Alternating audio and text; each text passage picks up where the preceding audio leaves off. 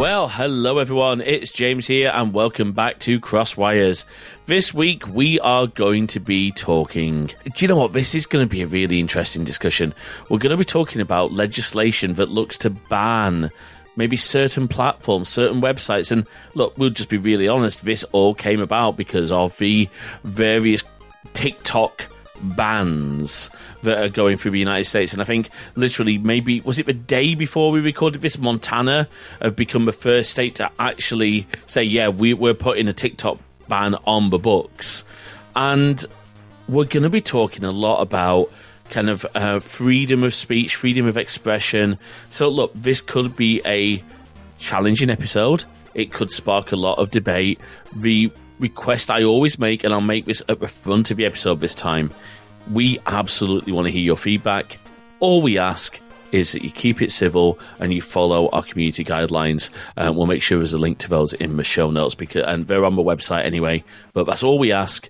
But without much further ado, I have, as usual, a wonderful co-host, my best friend, and someone who teaches me far more about internet freedom than anyone else has. Jay, how are you doing today?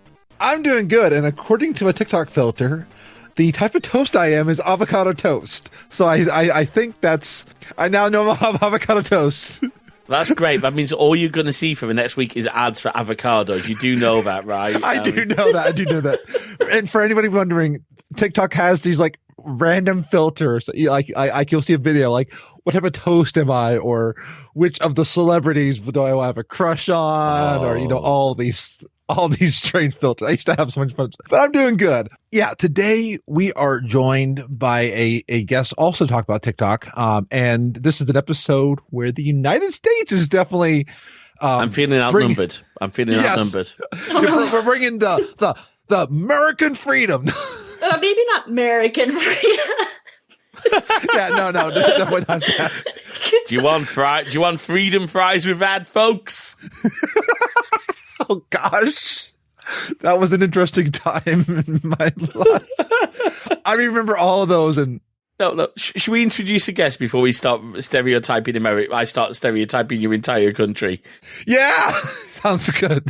So our guest today, as with a lot of our guests, to be honest with you, I think I need to start paying royalties to Discord for some of our guests because I reached out on the podcast community Discord this time and said, look, does anybody have any expertise in this or feels confident speaking to it? And Rachel's like, yeah, I do. I'm not an expert, but I feel I can talk on this. So we exchanged a couple of DMs and we had a bit of fun scheduling the episode. But Rachel, welcome to the show. Do you want to tell people a little bit about yourself? Sure. Well, thank you so much for having me. Maybe this is corny, but my goodness, I love Discord for meeting people outside of the bubble that I live in already. I'm a person that exists in the world with a lot of hats. As a spouse, as a parent, as a content creator and storyteller. I have a regular full-time job.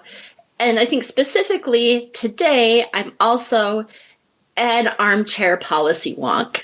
To talk a little bit about TikTok and social media at large and what it means for our lives as people who have stories to tell.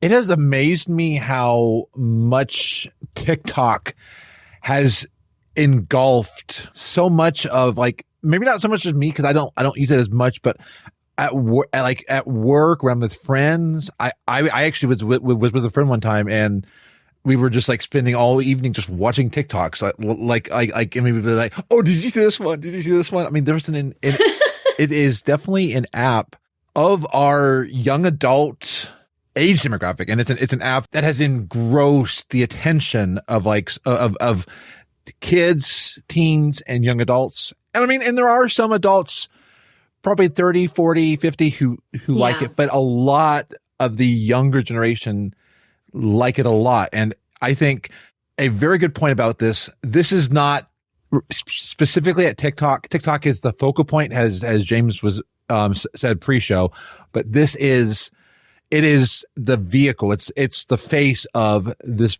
bigger issue that we're facing because I think I was listening to a podcast, and if I understand right, there are some politicians who are like, oh, if I have TikTok, does that mean that on my phone, does that mean they can hack my toaster? And so it sounds incredibly ridiculous, But these are some of the people that are actually making some of our laws, are individuals who may not understand the finer details of what an app does, what TikTok is, and all that.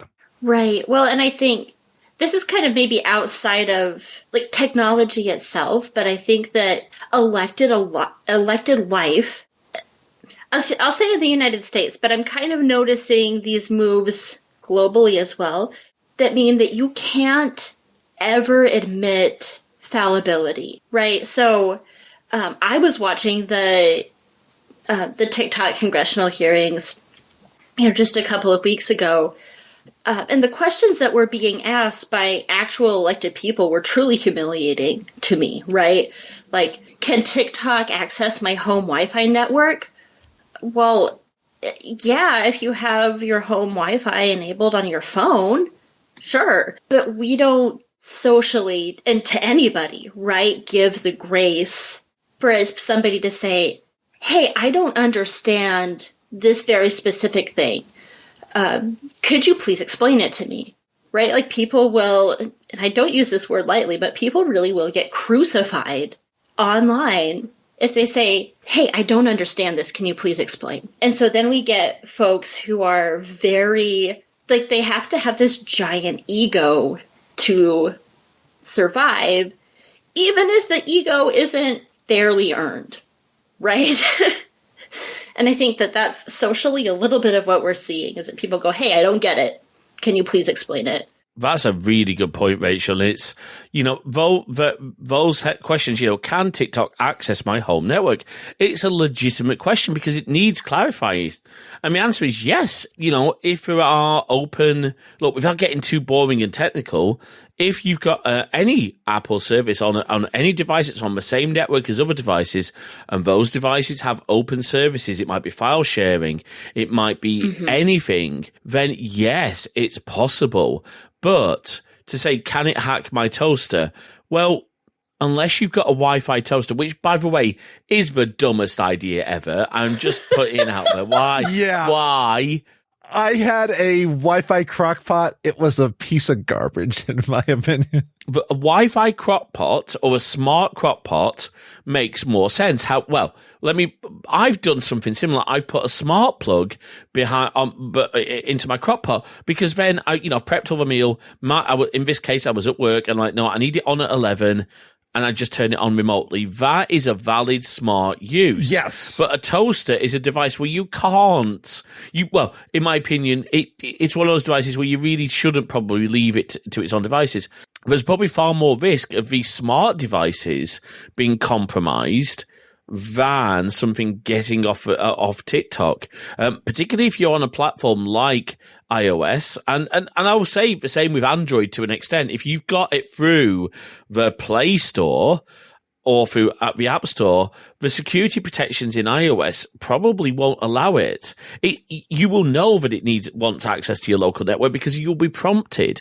But educating on all of this stuff, I mean, without getting too much into this, a good smartphone OS, like, again, I'm shouting out iOS because it was the first to do this properly, will say, hey, do you want to give this app location access? Do you want to give it contact access? So you should always be aware. And my biggest tip for starting off this discussion to anyone listening, just think about, okay, does the app that's asking me for this permission need it? For example, if you're using an app that is pointing you in the direction of certain resources, maybe charging points or cafes, then yes, it needs your location. But if it's an app that's a game that's bouncing a ball, maybe, does it need your location? No. That by the side. So look, before we get into the negatives and the perceived negatives, I thought it would be good, Ray, because you've both, and Rachel, I believe you still are content creating on TikTok, and Jay, you have. What are the positives? What's great for you about TikTok? And we'll start off with Rachel, if that's okay. Yeah, thank you so much. So I think I'm a little bit on the older side of TikTok users. I just turned 35. So that's a little bit of a weird feeling to me to be the old person. But once I dove in, I found it to be a very valuable platform for me because, as and I mentioned at the beginning of the episode introducing myself, I am a parent and I have young children, and we really are as we're talking about shifting culture, shifting our ways of thinking into, more inclusive and more holistic, there's maybe not people in our immediate geographic area who are talking about like gentle parenting. And I have a child who's autistic, but my child is also assigned female at birth.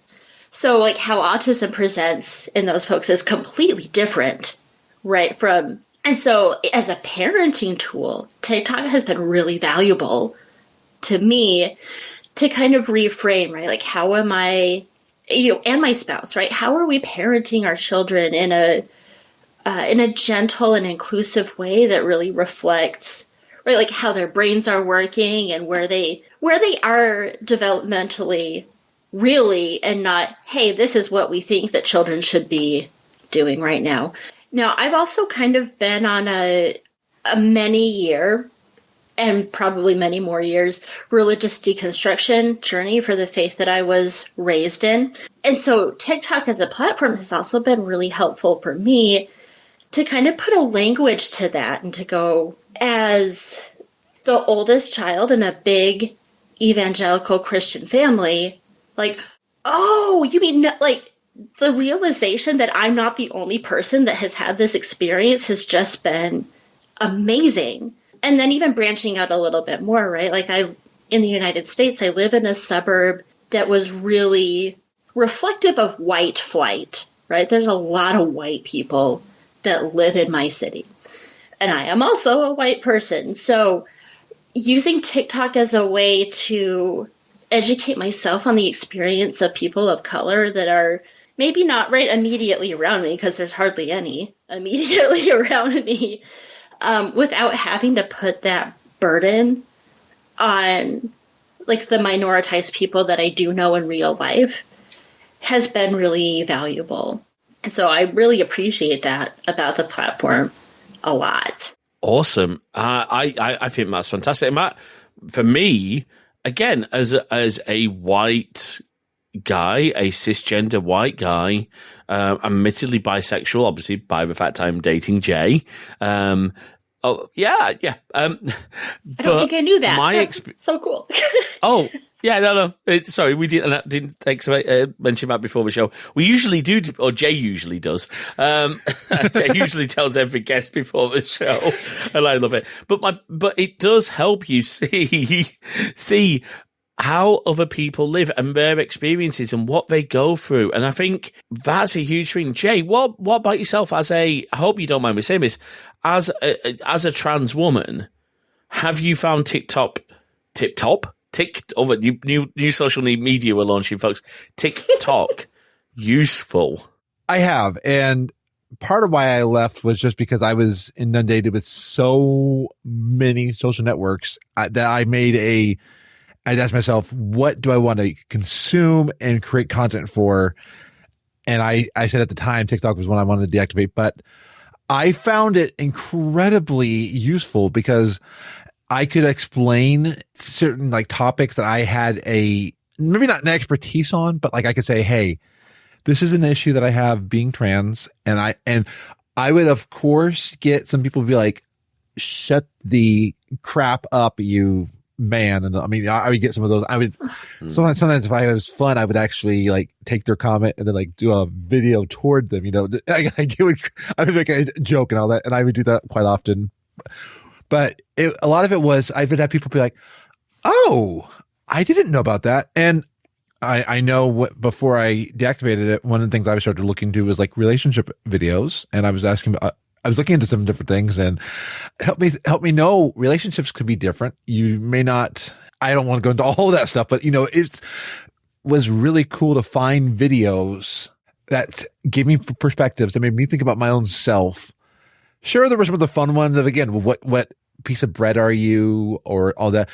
But also there were some really deep ones. And one of the ones I thought was really cool, there was a meme going around where black men would be frolicking in fields to show how much of black men have to stay masculine and can't have fun, and like showing black joy is sometimes a sign of weakness in the black culture. So it helped me learn more about things that for me to be aware of. So it was things like that you would come across. So I find like sometimes I would find a piece of information, then I would go research it farther outside of TikTok, but I would have had no idea about it when I saw a video. And I think one thing that a lot of people would tell me, and I'm not trying to ramble, but a lot of people would say they would find my videos about trans issues would be helpful for them. I also put up like Twitch videos where people would find that as like an escape, but there's a lot of really cool avenues to it. And I think the biggest thing that I think is a positive, again, is just how many people are watching it and how much information is getting out there. Because there were articles about being trans that I read years ago. And if those articles had not been out there, I might not have thought about myself in that certain way or been like, okay, I got to ask myself some hard questions. And I think that is a thing that, like, whenever you cut off an information source, that scares me. James, I'll hand it back over to you on that. And I think that is absolutely valid. Look, I'm going to sort of flip this around now to the negatives of, now I'm not so much talking about, we're going to come to some of the privacy concerns, because I think just before we go into this, can we all agree that there probably are things that TikTok and I'm singling out TikTok because we're talking about them, but I'm going to actually say there are things that social networks and content creation and hosting sites are not doing great, but that's true across the whole web. It's not a problem isolated to TikTok. So I want to be very frameful, but I want to flip this back to some of the content because, look, I don't watch TikTok, but I do watch YouTube Shorts, or did. And a lot of the YouTube Shorts content is reposted from TikTok, which makes sense. You want to broaden your reach. Absolutely. The stuff that scares me is some of the absolute vile content. I remember there was a video on YouTube Short, and I think it came from TikTok, and it seemed to be doing the rounds. It was a Minecraft clip. It played a thing, and it said in like a TikTok or AI, in a artificial voice, it says, subscribe or next day you die. And I just thought, how has this been allowed onto that platform? Kids are seeing this. It's Miss V's horrible subscribe or there will be consequences, or the really cringy stories. And like some of it, like I love the whole fantasy side of things. I love like the stories. But what I think, me personally, what I don't get is like these, like, oh, this is your color, and oh no, you've got a really bad color, and oh my gosh, like I look. They aren't harmful videos. I just don't get them. Maybe that's me. Speaking of, Rachel said, oh, she feels, feeling weird being the older one. I'm 40 this year, folks. I am definitely beyond the typical audience for TikTok. So maybe it's just me being a little fogey and not getting this stuff. But going back again, starting with Rachel, where do you see the negatives in the content on TikTok? Or should we say, maybe, I want to be careful how I say this, but the content that somehow seems to get through the moderation or lack of moderation? Yeah.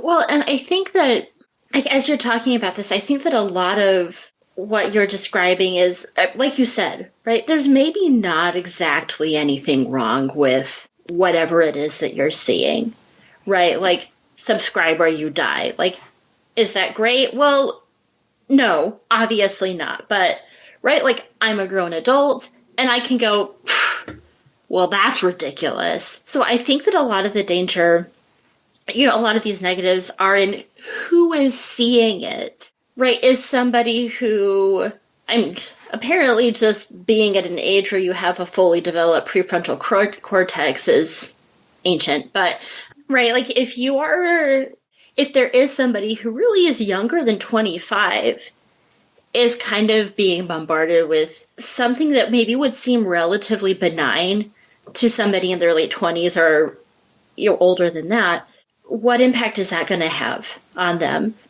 I think that one thing that I think TikTok is especially good at, that is kind of has a positive and a negative side, is how good the algorithm is at predicting what it is that you want to see. So I think, I mentioned a few minutes ago about kind of making it impossible for us to have humility in public life. The algorithm that we're seeing is also making us even more siloed.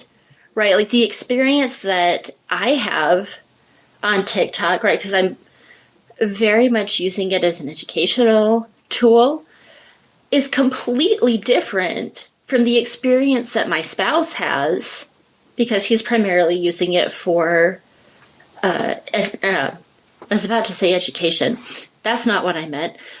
For entertainment, right? So if we're just sitting together and we're both watching TikToks, right? Because many of us do that, right? Like I'm seeing a video about like menopause and he's watching a Michael Jackson dance video, right? Like, which is also like, they're both great, but right? Like we are two adults in the same house, usually sitting on the same piece of furniture, right? Like bed, couch, whatever. And we are having completely different experiences on our, internet enabled devices. And so that can be awesome. It can also be really negative, right? If you're just assuming that everybody else is having the same online experience that you are having, it means that we're not having a conversation about what it is that we're experiencing online. And I don't think that that's a good thing. No, I think that's a great point, because everyone's experience will be different. And, again, it all comes down to this. What are you seeing on TikTok? What's driving your For You page? 2 points that I struggle with on TikTok are it's platforming people sometimes with very harmful views, because I will never admit to being an all-knowing expert, even on this show. I will get things wrong. I'll say the wrong thing, even on streams. And I will admit it. I got to learn. But sometimes you have people that are so convinced that they're right. And then also you platform some very hateful, racist, homophobic, transphobic ideas.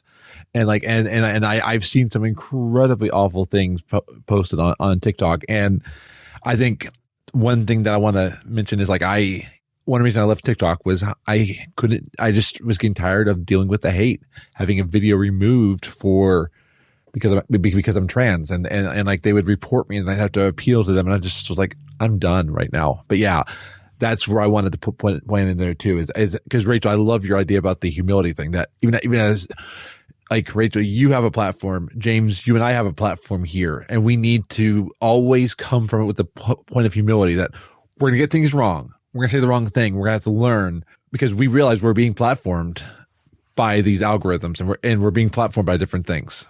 No, that's a very valid point. Actually, TikTok does, and other platforms do bring out potential harmful views. And it's something we're going to talk about, this whole concept of moderation and content control, which I think is vital in some areas. And we've got to be very careful here, because we'll come to some really valid points.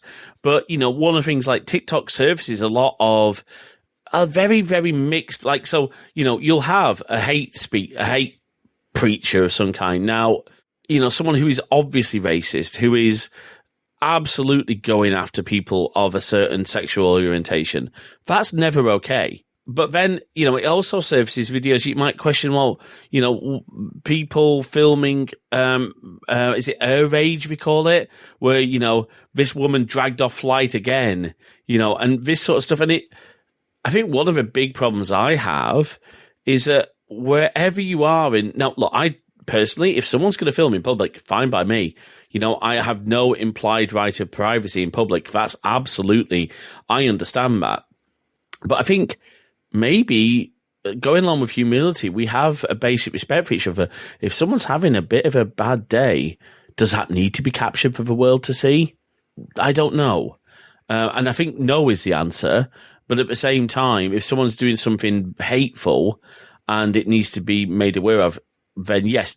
Jumping on that also, one thing that we have the potential of in these bite-sized clips on TikTok is missing context and also sources, because sometimes I saw this one video on TikTok and I thought, oh my goodness. Then later on I found out, oh, that was a bite-sized moment, the bigger context of that entire scenario. Because I'll say, if you look at me some days and you see me when I'm angry, be like, oh, trans women are angry.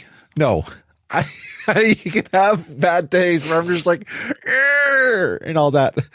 And I mean, if you look for a while, I'll be honest. I'm not trying to tangent. My family saw snippets of my life for a while and thought I was angry during my transition. Anyway, that's a tangent, but I'm just saying it's the context that we're missing. And I think the bite-sized nature of TikTok can lead to not finding more information about what's going on or the research. Anyway, let's move on. No, that's good. Rachel, I just wanted to ask you because that's raised an interesting question. Would you say that's a fair assessment from Jay? Is there anything you'd like to add to that before we move on to the privacy side of it? Yeah, no, I think that's extremely valid. I don't really have anything else to add. Except rock on. I agree with you. and just because I know we always like to laugh at YouTube videos of like trying TikTok hacks, but there are people who do those thinking they're legitimate. And if they think those are legitimate, think about the actual things of like being trans or being gay or even topics of critical race theory. If you get someone that's hateful out there spreading misinformation, they may think they may think the other way. Can I bring up one final thing that's been very big in the United States has been the conspiracy theory behind the election. And there are TikToks all out there claiming that the election was rigged and in so many ways. And TikTok has only been fueling that. I was at work at one job and one of my coworkers was talking to another coworker about these things I saw on TikTok. And I'm just like, in my head, I'm thinking, if you knew the context, you would understand what those videos were. But they saw that clip. But yeah, that's where I wanted to say is. That's really good, Jay. Thank you. And thank you, Rachel. So let's talk about privacy. Look, the first thing that caught my eye with the privacy stuff is, look, I think I would say that as an adult, this is me speaking, I try to be mindful of the sites I'm signing up for. I use things like masked email. I'm aware of cookies. I try to know what data they're harvesting. Now, that makes an assumption that they're being transparent. And one of the things that I love that Apple have started doing recently, and I think Google are doing this too, is the concept of privacy nutrition labels in the App Store to say, hey, this app that you're about to install, it's going to take this, and this.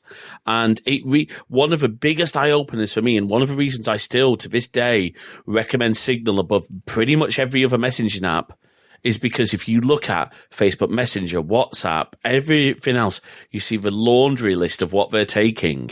And then you look at Signal, and it's like literally nothing. It's the essentials only. And I think we need more of that. I think we need that at a almost like, look, I hate do you consent to cookie banners? Those drive me crazy. I don't know if those are actually as wide in the US, but because of GDPR here in the UK, we still have that. We get cookie consent, and it's like, honestly, it's like flipping switches to start the warp drive on the Enterprise to turn off the cookies. I can tell you because of somebody who my devices have no clue where I am. It will sites will flip flop me between the United States and Britain. For various reasons, you're VPN'd into the UK at times for various or even content. that I've been to the UK on a site and it keeps that. But yeah, no, cookies notifications are definitely different between. But for us adults, we have I would like to say, no, we may, because I know I can speak about certain family members of mine who are adults and don't. My father, for example, nearly fell for a scam the other day and has now being classed by most of it, like me and my sister and my mum. We're now joking with him going, Dad, you're now a vulnerable adult. We've got to watch out for you. She's not happy about it at all. But the point is, we should know what we're doing. But when we start talking about children, and I want to be really careful because this is a very evocative subject. And I know, Rachel, you're a parent, so obviously, please yell at me if I get stuff wrong. But children in general, I would say, look, the typical law is 13 in terms of like them being able to have their own accounts. I'm going to controversially maybe say, I think that should be older. I really do. Or I think that should be based on maybe more than just age. we can come back to that as a thought, but I have some views on that. But the reason I'm bringing this up is we're talking TikTok. TikTok got fined £12.7 million in the UK for data protection breaches, particularly pertaining to how they handle the personal details of children under 13. That scares me because it means that if they don't care about the privacy of the data that our nation's children, our world's children put out there, and children, I think, in well-meaning ways, will maybe share more than they should on socials, and are signed up obviously with some very personal details like their date of birth, rough location, things like that, and that's stuff we should be safeguarding. But I guess the question I have is, do you think that there is such a thing as too young for social media accounts? I'll start with Rachel as the parent, if that's okay. Yeah, well, so this is something that the Hansen family is dealing with, like, in real time right now, because my two oldest, and I have three kids. My two oldest are both very interested in being internet famous. And me and their dad are like, we don't want you to be internet famous. We don't totally, like, they have tablets and, so they can access, games that are Wi-Fi enabled and things like that. But, like, mostly we don't super want them to exist on the internet at all. But I think, actually, James, I'd be interested kind of in your perspective on this. But my sense is that, children online, as a parent, is somewhat different in the United States than it is in other parts of the world. And so, like, it's something that I am very concerned about, but adults that are around me kind of, immediately are going, well, yeah, of course I'm going to share pictures of my kids on Facebook, and of course it's fine if they want to make a TikTok or, Instagram, any of it, right? And so I think it is a concern, but it's something that I think we really struggle with. That, like, in the United States very specifically, we don't actually treat children like they're entitled to privacy at all, right? We kind of view, and I say this, the we, like, cultural we, kind of view children more as, like, things that we have than humans that have their own right to privacy.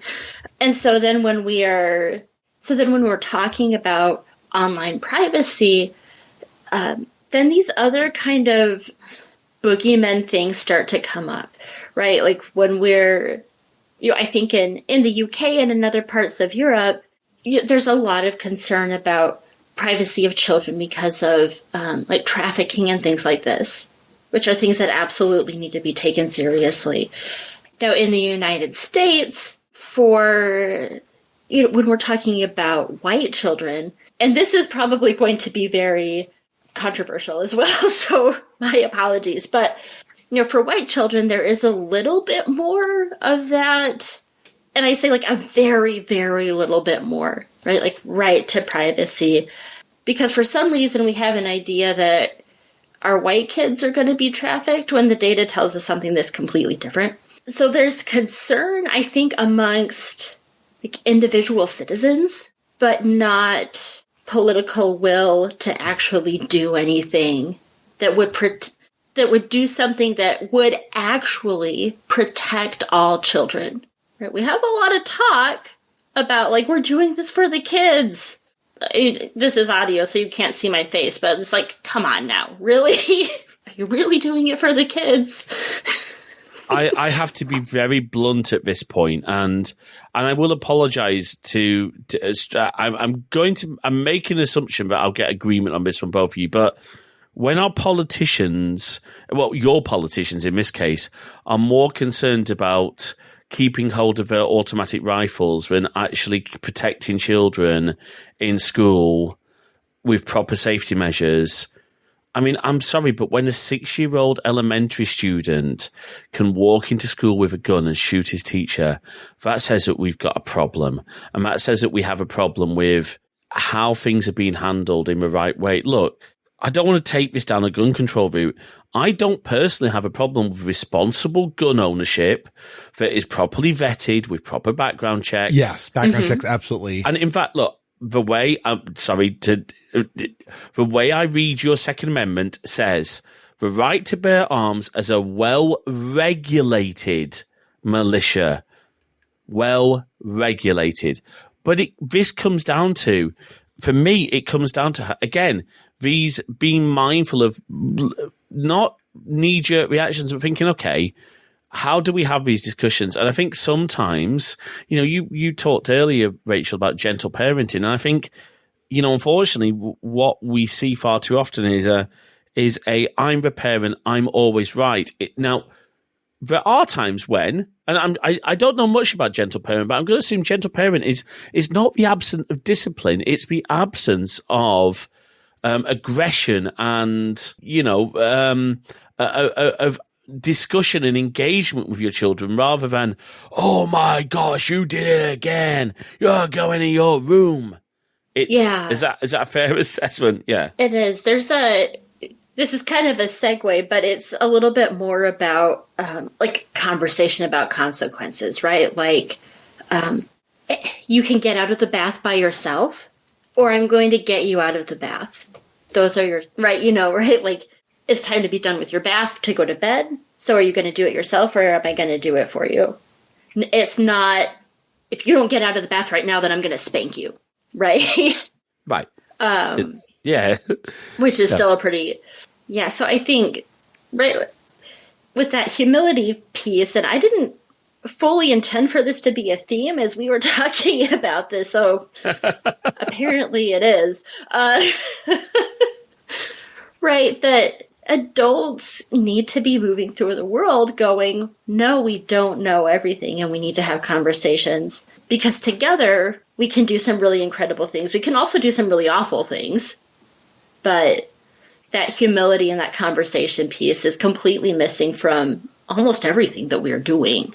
I think you've hit the nail on the head there. And I think that part, and all that comes back to for me, is when we consider our children as more than just things that we can share online and use, and again, I mean, look, I've always been very careful. With my nephew, who is now 13, okay?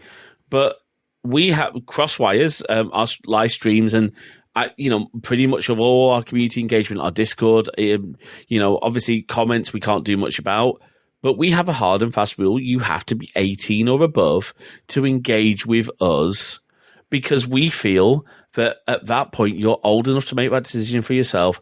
And it also protects us. Because I think we have to be mindful as, look, me and Jay are not internet personalities, but we have a presence online. And I don't feel comfortable engaging with anyone under 18 because of the massive amount of risk that goes with that, for things to be misunderstood. And just, I think it is a good rule to have. That's just my opinion. But it comes down to think, well, hang on.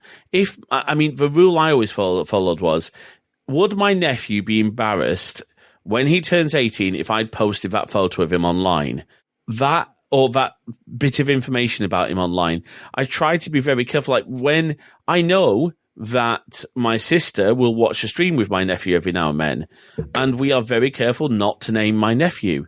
We are very careful. My sister's talked to him and said, hey, don't share the stream with your friends. Keep it to yourself. You can't chat. And she relays messages. Those messages tend to be my nephew being rather rude to me, as he is in real life. But thanks, Jay. Yeah, that right. Literally, that's what I got called. Like any 13-year-old probably would be, right? Exactly. And the same, look, I'll use another example. Jay's nephews, at very nearly 18, literally within a couple of months, even we don't let them into our Discord. My point is, it's also, what are they then sharing? And it's, again, it's having those discussions with your kids. Hey, maybe it's not a great idea to post a photo of you outside your school or outside a landmark that identifies where you live. Things like that. I don't know. Maybe that's been too narrow-minded on it, but yeah. I want to bring up a point on that. And then I also have another thought that continues our discussion, but because as somebody who grew up in the early days of the modern consumer internet, starting with AOL and then going to broadband, PHP nuke websites, like I had blogger sites. I mine aliases in the codex for WordPress. I'm just putting that out there to say, like, I've been around for a while and I've gotten to see I've made mistakes, shared my identity, thankfully I've not shared like my social security number, but I have shared like my birthday online. And I've done all that. And it is definitely, it scares me. And like, I sometimes have tried to be very careful how much I've shared about my niece and my nephews, because it's not my right to share stuff about them. And I've made mistakes, but I've tried to be very careful about how much did I talk about them in that regard, because I don't want to talk too much about this life, about their experiences, because their stories growing up are their stories and I don't want to divulge too much. But there have definitely been discussions with their parents on what's the right time. One thing on this I want to move this into the next part of the topic, the agency of information. So I'm going to put out a very clear bit of information about my life. I knew I was trans at 4. My parents kept that information away from me. That, like, I told them about it, and they told me that I couldn't pursue that. So at the time, I didn't have access to a lot of information. TikTok, in the good aspects of it, and a lot of the internet, are resources that even if a parent may keep a kid away from that information, they have access to it. If I could have found resources for actual trans information that is vetted and, like, that is good information, it may have helped me not to go through a lot of things. And I think one thing that scares me, and where I see some of this ban being a part of it, is the control of information. We're already seeing the United States banning of books. They're trying to ban the Statue of David because David has a member. Yeah, a member. And we're trying to control information. I very much grew up in, I will be very honest and say this next phrase. Even at 31, my mom, when I was living in her house, wanted to take away the internet so I could stop being trans. She and I have talked about that, but I'm just putting that out there that is something that could happen in a lot of places. My mom and I have talked about that. My sister talked about that, but I'm just saying this is a very real concern of mine. Is I don't want kids sharing all this all their information, but I also don't want to. I want to be very careful that we don't cut off access to information, because some places, some of the information online is the only access kids have. Their parents may be anti-trans, anti-gay, and their parents may not believe. Their parents may be Holocaust deniers. Their parents may be against COVID vaccines. I'm just listing a lot of real things. Their parents may be anti-vaxxers, and there's a lot of real information that I am sometimes afraid of the access control parents have.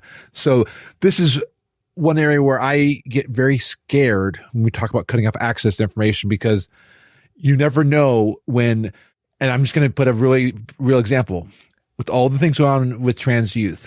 You never know if that one piece of content by a trans person may actually be what saves the life of that kid, that teen, that young adult, but may actually save someone's life. Well, let me ask, because this opens up a good question. Why are we talking about this? Because I guess, we're just talking about banning TikTok, right? I mean, this is what the bill is. That's not the case, Rachel. I know you watch the congressional hearings. This isn't. It's so much broader than just TikTok, isn't it? This is. It's been put on a show. Can you help us understand a little bit about what this actually could potentially mean if this nationwide bill goes into place? Yeah, well, and I think that Jay really did hit the nail on the head, right? That this is a bunch of things that are all kind of in the same soup, right? I guess, for lack of a better analogy coming to me right in the moment here, right? Because it is removing access to information, which, right, like, it's not, like, I have people in my own family, Jay, who might have said oh, wow, that video is going to save their life. Really? Come on. No, that's not hyperbole, right? Like, access to information can actually save people's lives. And so we're talking about this, right? That we want to have access to information to have a respectful dialogue, right? Because the things that people are saying online, even that are harmful, right? I guess my view, and I recognize that that's very privileged, right? I'm a white, college-educated, cisgendered woman living in the United States. But my view is that having that information out in the open so that we can at least attempt a respectful dialogue about it to kind of help bring people around to something, you know, a little bit more equity-based is a good thing. And so cutting that information off isn't going to make those thoughts go away. It's just going to mean that we're not going to have the rules to talk about them. And of course, in the United States, this is also, and this isn't just me saying this, the ACLU is also talking about this, the American Civil Liberties Union, that this is a serious infringement of First Amendment rights for people to be talking about their lives and their experiences, right? Like, so that's a problem. I think the other piece that, you know, kind of, I don't want to say offline, but right as we were kind of collaborating on what our talking points were going to be in this conversation, we're also kind of bringing in some xenophobia, right? Like, China right now, in my view, is kind of just a very convenient boogeyman to keep doing what the United States is already really, really good at doing. And what we're awesome at doing is finding new ways to disenfranchise minoritized people. And one thing I kind of want to draw attention to is my use of the word minoritized, right? People in the United States who are people of color, who are queer, right? They're not on the sidelines for no reason, right? Like, this is an active decimation of people's lives and cultures. And so to me, kind of what I think is in this soup is that people who are in power are going, oh no, everybody that we've been working really hard to keep on the sidelines for hundreds of years are gathering together. What are we going to do? What are we going to do? Oh, I know what we're going to do. We're going to blame China for collecting data and passing it on to the People's Republic of China.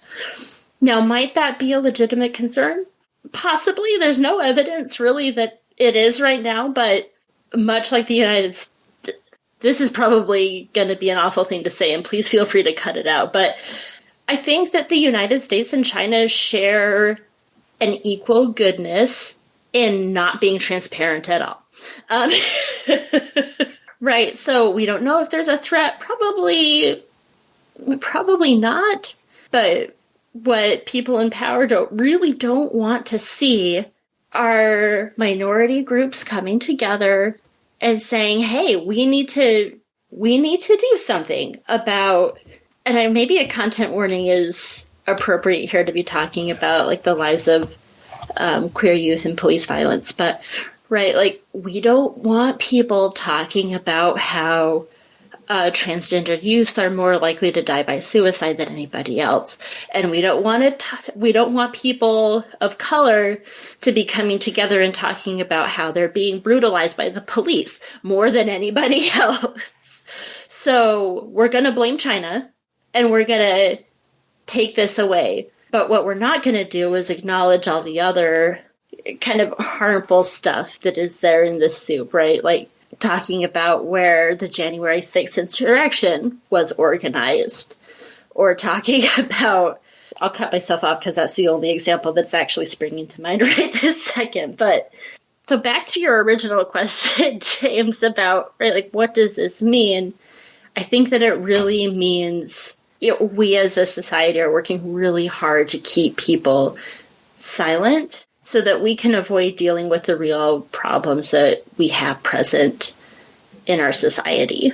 For instance, there is a very real possibility that I could lose access to hormone replacement therapy as a trans woman because of some of the bills out there. And the more like that's not something that you would see on the news all the time, but it's something that I try to share as much as I can. And when around the time of, again, content warning, but around the time of George Floyd, I actually listened to a lot of Black voices and be like, okay, I see the racism in my own life, the concepts I needed to change. It was through the amplification of Black voices that I was able to understand things better. And yeah, Rachel, you are so right. This is a way to cut things off.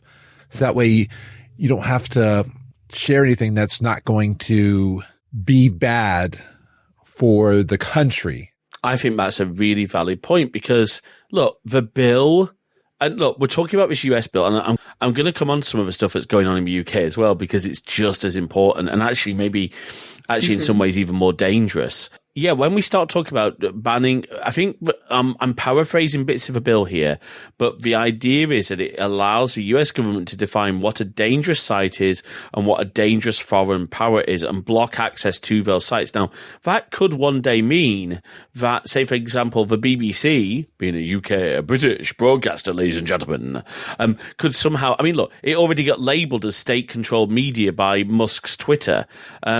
It does get money from, just for anyone who isn't aware, yes, the BBC gets money from a TV license, which is paid by the taxpayers, but it is not from government funds. That is, the government don't touch that money. That goes straight to the BBC. Whether or not you agree with the license fee, and I, at the moment, tend not to, because I think there's got to be a better funding source and a mandatory fee for just one network. But that aside, when we start to look at bills that can say, we can define what's bad for you. Now, are there credible intelligence threats from Russia and from China where they are spreading disinformation, particularly Russia right now with everything that's going on in Ukraine, and China in other ways? Yes, there absolutely are.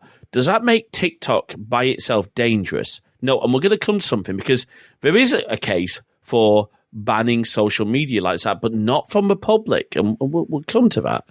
But for me, yeah, it's a scapegoat. We're making the threat in other scenarios be something that the US, in this case, the US can say, no, we want to control what you potentially have the power. Now, does that mean it's going to be an overnight? Oh, we're going to ban all these sites? Probably not. But let's be really realistic. At the moment,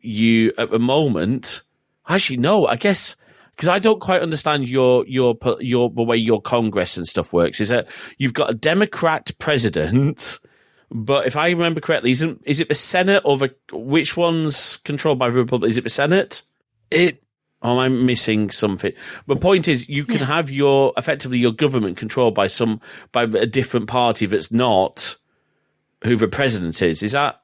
Yeah, I will admit, and this is me on a platform saying I am not fully aware of all of the politics stuff. I did study this for U.S. government when I was in that was a long time ago, Jay. Yeah, I know. but yeah, no, there is the ability for that to happen. And I think some of it's the electoral college, some of it's the voting public. I don't want to say anything that'll get me in trouble. No, I mean, Rachel, am I going down the wrong path here? Because I will apologize if I am. I'm trying to. You're on the right track. I mean, politics in the United States is just bananas, as I think probably the best way to describe it. But we have two major political parties. Now we have a bicameral Congress, right? So we have a House, we have a Senate. Now, when we're talking about laws that are getting passed, and this is true for anything, right? Any bill has to have an identical companion piece in the other body, right? So if something passes in the Senate, but then it doesn't pass in the House, no dice, right? Like that, nothing's going to happen. So it has to pass in both bodies for it to make its way on over to the president, and then it gets signed and it's the law.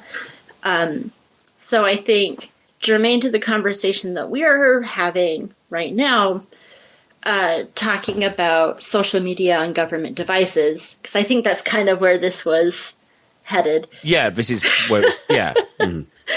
Yeah. Right, so that bill was signed by President Biden. And I double checked actually right before we recorded, so I didn't get it wrong. Right, that was passed, or that was signed by by President Biden on December 29th last year, saying that TikTok had to be off of all government devices within 60 days of him signing that. But we are humans and we are slow. So he did just give I think that this just happened in the last day or two. You guys, meaning government employees, have 30 days to delete TikTok off of all of your government devices. But that very specific bill was introduced in April of 2021 and was then signed at the end of 2022. And it's now, just now, starting to kind of, actually make its way into practical existence. So it took a while. Yeah, no, it took a while. But yeah, I think, just to flip something that Jay put into the show notes, we're talking about censoring TikTok, but then we don't then censor the sites that are known for hateful views, that are known for inciting violence. Like, look, just to name it, 4chan. And Jay, I don't want to dwell on this, but you've had problems with 4chan. Yeah, and personal problems. And I don't want to go into all the details because I don't want to give them more reasons to come after me. But no, I've had reasons, and I've been able to tie them back to being, I'm listening to 4chan again. That explains why this thing happened. Yeah, exactly. But then it goes down to, okay, are we going to start banning things like, let's say that Elon Musk has the word in the right ears within government, and all of a sudden our favourite Mastodon instances get banned because the government feels that, it's inciting too much dissent in what we're doing at the moment, or Musk has paid us off, or maybe in the case of Clarence Thomas, he's bought several holidays for him. Sorry, did I say that out loud? A High Court judge, Supreme Court judge, getting bribed, getting hospitality. I'm sorry, but that's a major conflict of interest. And it does lead to this interesting question of, before we go into a little bit more about what the UK is doing, because that in itself is a whole thing, I want to just ask a question.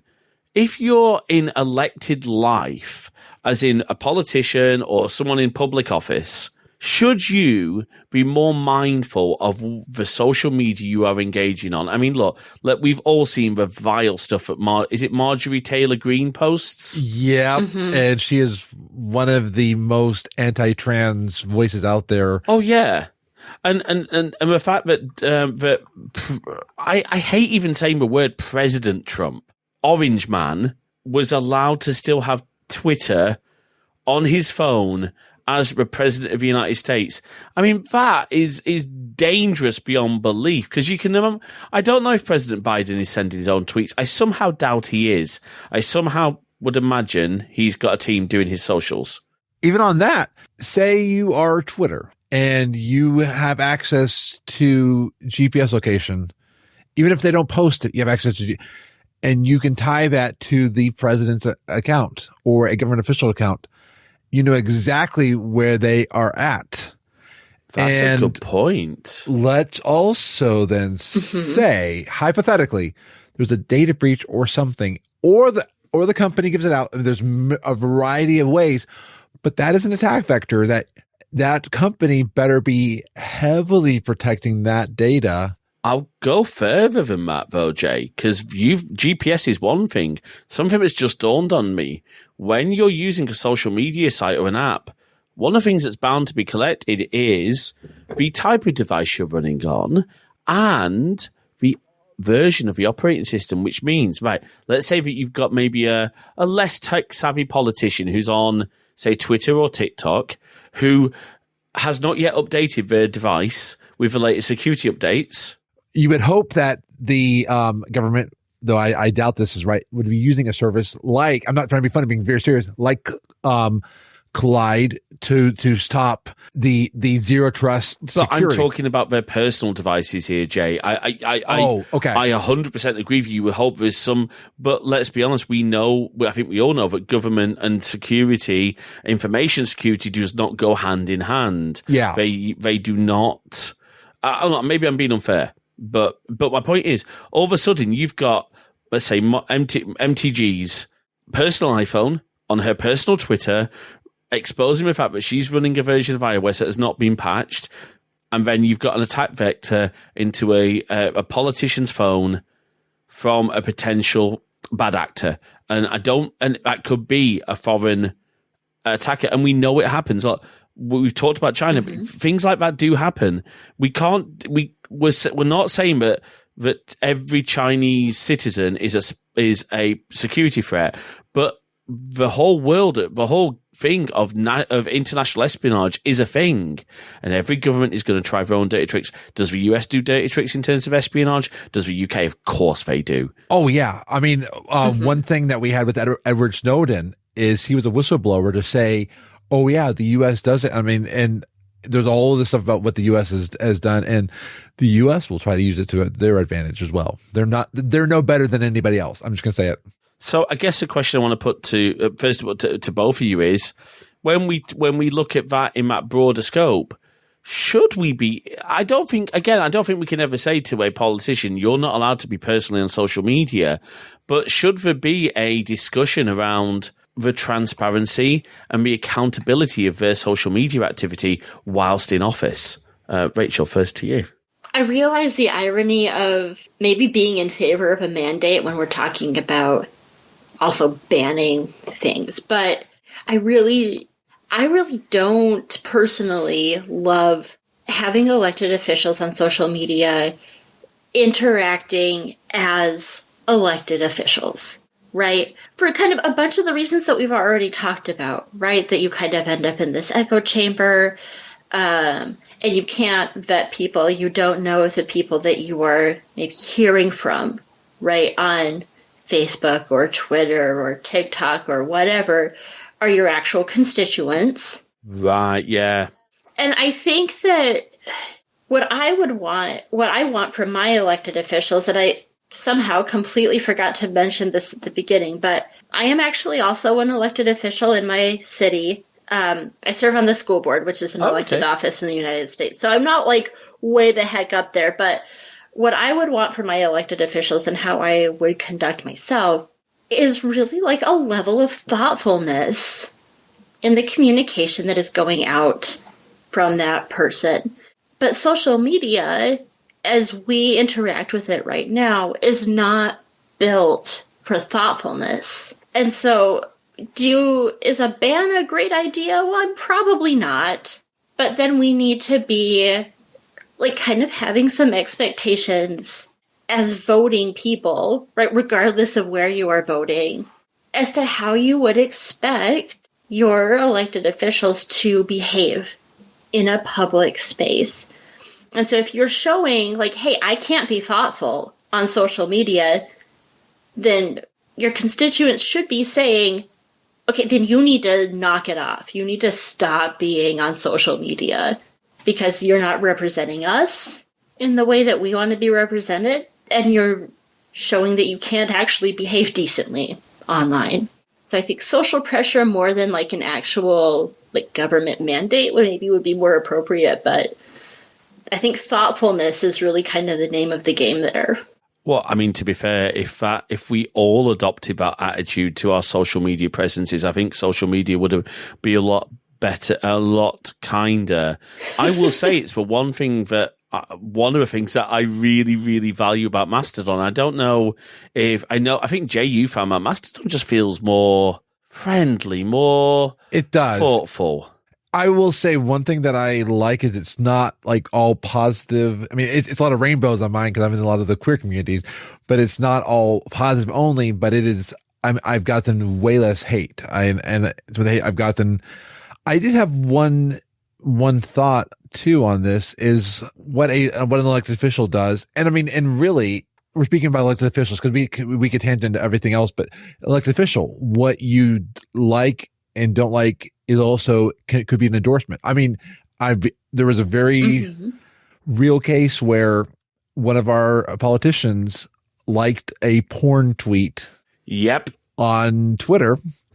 And that opened up a lot of questions about what that person was doing. I mean, and again, that seems like a fanciful thing, but that's a very real thing. And there's a lot of questions, and I don't know if I have all the answers now, but yeah, I would say, as an elected official, I would want a lot of, I mean, I'll be honest, one thing that I've tried to be, not perfect at, is I've tried to be, even just as part of the Crosswires team, I try to be very careful about what I put on it because I don't want it to reflect badly on Crosswires. Yeah, even at that level. And look, it's in the same way that, for example, if you are emailing a member of the public from a corporate email address, you probably should be very careful what you're emailing them. But I want to move this on because I think this is really, look, I think you've both made great points there. And I think we in the UK, we have a thing called the Ministerial Code. Now, do our politicians follow it? No. Boris Johnson, for right now, is under serious investigation for breaches of that code. We have we had a member of Parliament watching pornographic videos in Parliament, and of course, the joke was, "Would the upstanding member please put away his upstanding member?" I heard about that and forgot about it until you reminded me just now. So look, are we perfect? And do politicians have a lot to be? Look, I would not want to be an elected official. It is a stressful job.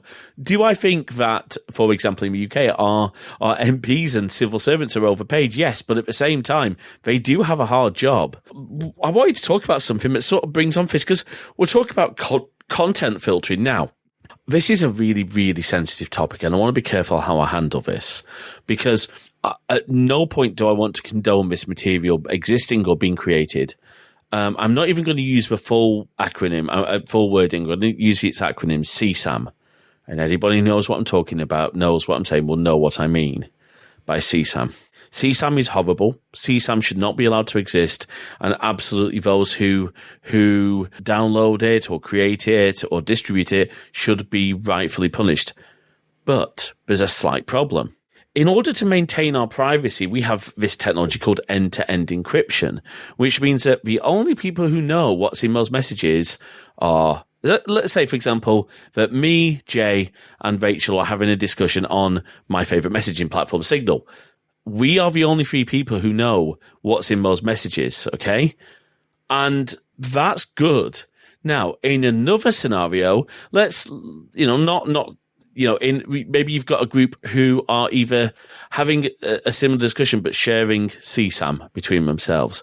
That same end-to-end encryption is on that chat. Or maybe it's a criminal gang planning some sort of, a bank raid, for example. I'm trying to make a little bit light of this because it's a very difficult subject. But what the UK government, I think a lot of governments are saying is, no, we need to ban end-to-end encryption. Now, from what I'm seeing from the Home Office, what they're effectively saying is, no, we don't want to ban end-to-end encryption. We just want a little door into it that we and the authorities can see into it to make sure you're not doing anything wrong. But at that point, it stops becoming end-to-end encryption. And we're talking about, image scanning. It's why Apple pulled back on the CSAM scanning because of the huge impact. Even with all that Apple were doing right in that, the impact on privacy was huge because, look, very quickly, because I know, Jay, you want to make a point, and I'm sure Rachel does. When we go all the way back to the San Bernardino shooting, and people were caught saying, "Oh, Apple, how dare you not unlock that phone?" The whole reason they could is because it end-to-end encryption. And they said, "Oh, we need to put a backdoor into every iPhone to make this possible in future." The problem is when you put a backdoor in for the good guys to stop crime, you also put a backdoor in for the bad guys to commit crime. Say, for instance, this is something that's happening in the United States. There's actually two cases that happening in the United States. Say, for instance, you are a menstruating individual and you need to track your cycles. If your data is not end-to-end encrypted and your state passed the law that they could then crack down on that and then correlate that to either having an abortion or a variety of things, it puts you in jeopardy. Say you are a trans individual and you start taking hormone replacement therapy secretly, or like a variety of reasons. They could look at your lab work if that's not end-to-end encrypted, or say you're looking at resources that are not that are deemed, or you're like saying, hey, to a friend, I am struggling right now with my thoughts of, am I gay? Am I trans? And if we don't have this end-to-end encryption, that could then get leaked to a government and be like, because right now there are some governments that are trying to say that they're trying to say that any parent that is allowing their kids to undergo gender affirming therapy is committing child abuse. And there's also a move to stop some trans adults from undergoing gender affirming therapy and different things like that. So it scares me heavily. I wish there was a way to stop CSAM, but it scares me and the implications for everything else, because with a lot of these things, if you give an inch in some regards, you just need our politicians to change from being progressive to conservative. I'm going to call it conservatives. And instantly you see so many freedoms go away. I mean, you've got countries in other parts of the world where it is to this day a criminal offense to be gay. It is a criminal offense to do certain things. And, we've got Taliban controlled. Is it Iran where women are being victimized and are being effectively controlled without end-to-end encryption? Those people have got no safe space. Can I say one final one, and then I'm going to cede to Rachel? Yeah, by all means. One thing that you have here in the United States, as we are discussing racism, they are using phones and things to track protesters. They're using it to track individuals who are raising. So Black people of color are being attacked also by these same methods and being controlled. So yeah, and then Rachel, I'm going to give this over to you now. Yeah, thank you. I think to me, another piece of this is some of what we're talking about it comes across as extremely well-meaning, right? Like, we want to stop the bank heist, right? James, to your comment, or there was a bill earlier this year that was introduced in the United States House to use previous social media posts to identify potential mass shooters, because that's a problem that we have in the U.S. And right, on the face of it, right, those things might not seem like completely awful ideas, right? Like at a very basic, right, we want to stop the bad guys. Where it's frustrating to me is, right, again, very basic, we're saying we want to stop the bad guys and we want to keep people safe. But then we're not willing to have the conversations, the really difficult conversations around, right? Hey, why do those guys want to rob the bank? Or why, and I guess bringing race into it again, holy crap, why are all these young white men shooting up public schools? Right? We want to use technology to identify the problem, right? The bank robbery or the shooting or the whatever, or things that we just kind of, Jay, to your point, right, that we maybe decide along the way are illegal for no apparently good reason whatsoever. But we don't want to talk about, right, hey, do those guys want to rob the bank because they're experiencing poverty, right? Do we have a Jean Valjean situation here, right? Stealing a loaf of bread so that the family doesn't starve, right? Or, hey, are we identifying this young man and then making sure that he actually gets mental health services, and maybe his parents are getting some coaching around gentle parenting, right? No, we don't want to do those things. We want the technology to identify the bad guy and then get him out of here without taking the time to go, what made this person the bad guy, quote unquote, in the first place? I think that's a wonderful point. It is, we need to be having these conversations about these subjects and trying to help we spend so much time focused on, oh my gosh, this person did this, and they're a truly horrible person for doing this. Well, yeah, the things they did were horrible, but what could we have done to prevent it? Could we have made look, I've been very vocal on this on our streams. Good mental health care should not be something that's only available to those who can afford it. It needs to be well funded by government in all scenarios so that the people who need it can get the help they need in a safe way. Because look, let's be honest, there are going to be times where people are having times where they really struggle with their mental health, and to make it so that the only way they can access that is by, having funds. Well, that blocks, just in general, healthcare.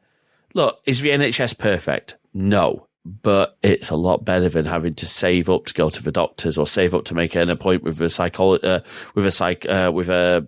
therapist or a psychologist.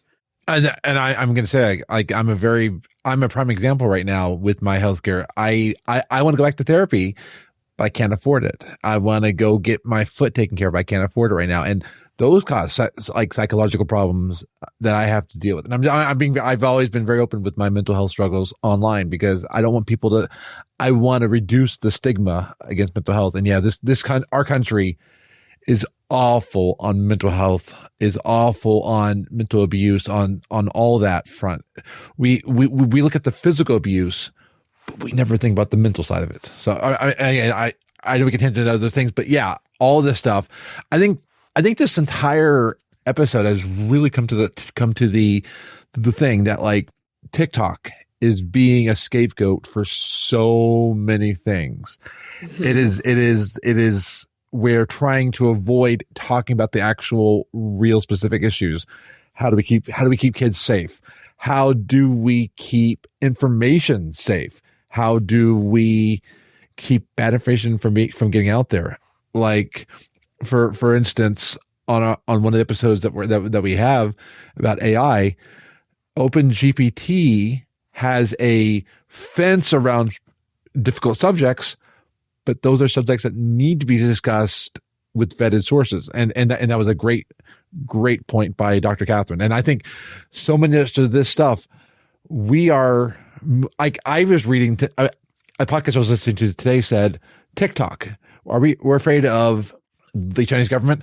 Well, ByteDance is actually moving the U.S. servers for TikTok to the U.S. servers. So they're trying to fix our fears. And really, a lot of this is information control. It's avoiding real topics. It's trying to say, hey, look at me. And also, don't forget, everybody, we are heading into the next election. Mm-hmm. And this is becoming a election platform. Oh, that government didn't go for the ban. Well, I'm going to ban TikTok. And there's a lot of things. And we aren't going to have been able to be a full discussion on all this, because, like, we can make this a 5-hour podcast, and even then we're not. No, we can't. I've got to be up for work in the morning. No, we really can't. I know. I think we all need to go to bed. I hope. Yes. But I'm just saying, I hope this is how people open people's eyes. And, like, I think we've discussed a lot of our talking points that we've wanted to on this episode. And I think so. We got the people to think. And I would encourage all of you to, if you find more, if you are interested in more of this stuff, please research this. Please listen to more, the myriad of podcasts are out there. My entire podcast queue is full of TikTok episodes. I mean, it is a thing, and we are not doing this for the popularity. We're doing it because it seriously is intriguing us, and we want to raise these questions on our platform. I'm gonna cede the floor back to James. I realized I took over a little bit of the hosting. That's okay. No, this is the thing I love about doing this show. And look, for those of you who maybe new to our show, this is how we want our discussions to go, is to have a genuine, and I really hope, Rachel, that you felt that you've been able to voice your opinions. I really hope that we open this up for discussion, but this is how we want things to go, and we want this to be discussion. We want to hear from you as well, folks. I know that many of you will just listen to the show and not have the time, not have the energy to engage. But if you want to, look, again, follow, just keep things civil. Come and join us in our Discord. We're a friendly bunch in the Discord, honestly. And drop us an email, podcast@crosswires.net. That's, look, if you do nothing else, I'd love to hear from people more. That's the own, look, would we love your financial support as we talk about in our outro? Absolutely. I would ask people one thing. Let us know what you think to the show. Let us know how we're doing. That matters far more to me personally than financial support. Right, Jay? Absolutely. I have had so many times on my previous podcast been in such a bad down mood, and I'm editing on this weekend trying to get things going. I get a 1-sentence email from someone saying, "Hey, your podcast helped me." My entire weekend in year is made from that. So I just want to let you know, absolutely, this is a labor of love. I mean, do we make some money from this? Some, but a little bit, yeah. But we also do this because we love doing this. So absolutely. And I want to say also, because I know Rachel's a podcaster. Rachel, can you let people know your podcast? Because I want to make sure I'm following your podcast. Before we do that, only because I realize, Rachel, before we get on to making sure you get all the plugs that you can, do you have any closing rounding out thoughts on this whole topic? I think you've expressed your views really clearly, but just to give you a chance to put in those closing thoughts on this whole discussion. Yeah, I think, well, first of all, thank you so much for having me on the show. I felt like this was a really great discussion, and so I'm very excited to hear that you also felt like it was a great discussion. But I think just kind of as we're closing out, right? Like we've had a lot of conversation about conversation, right? And how we use tech in our lives to hopefully have better and richer relationships. But I think that as we're kind of proceeding in, I would also just want to encourage folks, as much as you safely can, to come into conversations with some very compassionate curiosity, so that you're prepared to have your ideas and your values challenged, but you're also prepared to do that respectfully with other people too. All of these tech tools that we have aren't gonna do anything for us if we can't also have that respectful dialogue with each other that affirms our humanity. So that's my closing thought, I think.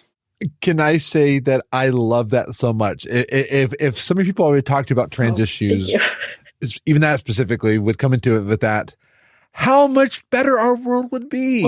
Okay. Can I jump in for a second and say, let me paint a better world picture. If everyone's least favorite Harry Potter creator had come in with that mindset, and the people who argued with her came with that mindset, I think we would be in such a better place, because there are valid discussions to be had there. It's my biggest problem with that person, and I'm not going to name her, but that person is because I think, honestly, she's coming aggressive. Everyone else has come aggressive back. And it just comes back to humility. Has she said stupid stuff? Yeah. But have the community, have people responded to him the wrong way? Yes, because it's such an emotive topic. Jay, sorry to interrupt. Oh, no, I want to add one more, so that way we're not also giving her an aside. I also want to say that there is an amazing YouTuber out there that I also recommend called Jesse Gender, who talked about the Dave Chappelle in that same vein. That Dave Chappelle went out on a platform with a topic he did not know as much about, and the backlash. Because, I mean, in some regards, his topics about suicide and things like that were very valid, because I think we need to come into it with a way where we will learn from each other. And I have a firm utopian idea. I have a firm idealistic idea that in the end, good will win out. But but there needs to be respect. Absolutely. So, Rachel, before we close out the show, do you want to make sure you get your plugs in for your own for your own content, for your own podcast, and just have at it, basically? Yeah. Oh, that's so kind. Thank you. So really kind of everything that I'm working on. So the podcast that I co-host, the podcast that I produce, if you go to linktr.ee/Rachel Hansen, all of the links are there. And Rachel Hansen is RACHELHANSON. Awesome. So head over and we'll make sure that link is in the show note. Jay, I think you're typing that up already for me. Yeah, I can see. I keep saying this. I love our Nextcloud instance. I can see Jay adding. Look, literally, it's just popped up in our Nextcloud instance. There it is. I love this. Rachel, can I say that photo is amazing? I love your scarf. You and I will have to talk fashion later on, so I'll need to get you. Oh, I know.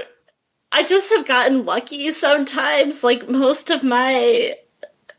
I'm walking around like covered in peanut butter. Like if I'm being real honest.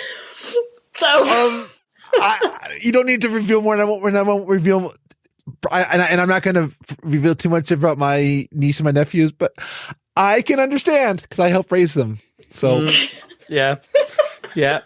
And on that revelation, that peanut butter revelation, it's time to end. Jay, hit the button and roll the outro. On it. And I hope you're not jelly that I have that control.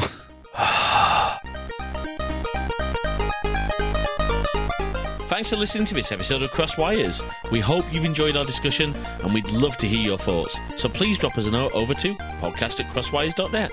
You can also drop us a comment on the post, or if you're a Goodpods user, why not start a discussion there too? You can also join our new Discord server at crosswires.net/Discord. We've got forum channels for each episode and we'd love you to join the discussion there. You can also follow us on Mastodon at Crosswires at mastodon.social. And of course, you can find the show in all the good podcast apps and all the really bad ones too. More of our content, head on over to crosswires.net/YouTube for all our videos, and keep an eye on our Twitch channel at crosswires.net/live for our upcoming streams. If you like what you heard, please do drop a review in your podcast directory of choice. It really does help spread the word about the show. And of course, if you can spare even the smallest amount of financial support, we'd be incredibly grateful. You can support us at ko-fi.com/crosswires. That is ko-fi.com/crosswires. Until next time, thanks for listening.